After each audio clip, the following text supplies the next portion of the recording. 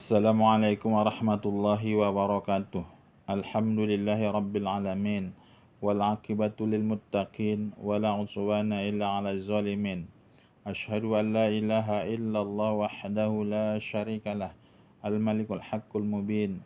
Wa asyhadu anna Muhammadan abduhu wa rasuluh. Al mab'utsu lil alamin. Bapak, Ibu, saudara-saudari yang saya hormati, masuk kita kepada pembahasan yaitu syarat sah, yaitu seorang makmum mengikut seorang imam. Adapun syarat sah seorang makmum mengikut seorang imam adalah yang pertama, bahwa seorang makmum itu dia mengetahui bahwa solat imamnya itu tidak batal. Apakah batalnya itu dengan sebab hadas atau sebab yang lainnya, atau dengan sebab berbeda istihad. Apakah dia itu berbeda istihad tentang menentukan arah kiblat atau yang lainnya.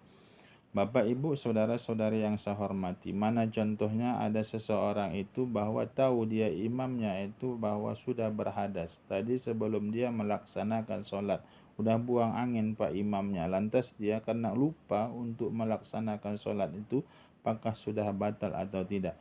Tapi si makmum tahu dia bahwa sholat si imamnya itu sudah batal wuduknya, maka bagi si makmum tak boleh mengikut si imamnya. Atau bagi si makmum yang memahami bahwa si imam itu menanggung najis, nampak ada bangkai nyamuk di badannya, kemudian kena ada bangkai nyamuk yang ada di badannya, dan juga tidak dia jatuhkan dan tidak hilangkan bangkai nyamuk itu, lantas Pak Imam langsung terus melaksanakan sholat, maka si makmum tidak boleh mengikut imam yang tadi ada bangkai nyamuk atau ada kotoran yang ada di pakaian si imam atau di badan si imam.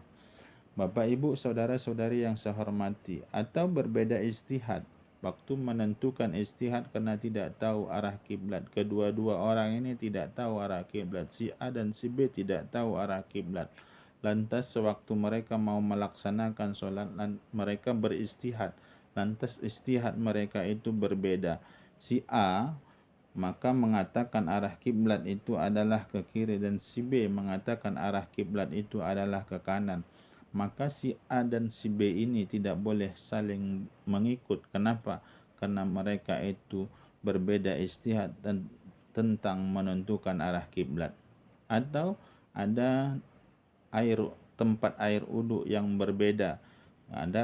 Mereka meyakini bahwa salah satu dari tempat uduk itu adalah ada najis di dalamnya, yang kita tidak boleh memakai air itu untuk beruduk.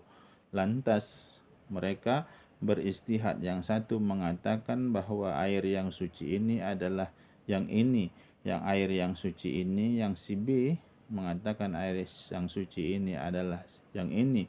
Maka lantas mereka berbeda istihad dalam menentukan mana yang suci dari air itu.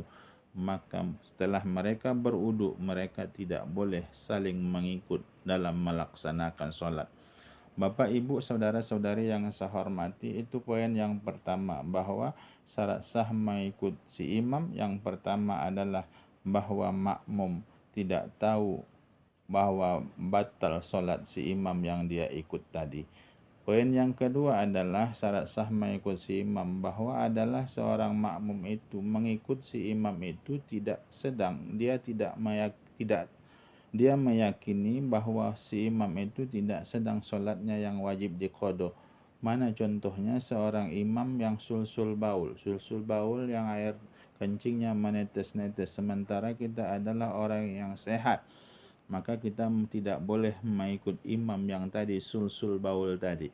Kenapa? Karena sholat si imam tadi, kalau kemungkinan sholat yang dia lakukan itu nanti nyatanya dia sehat, wajib mengqodho sholatnya. Maka oleh sebab itu seorang imam yang kita meyakini bahwa imam itu adalah sholatnya itu wajib qodho, maka kita orang yang sehat tidak boleh, atau siapapun tidak boleh mengikut imam yang sulsul baul tadi.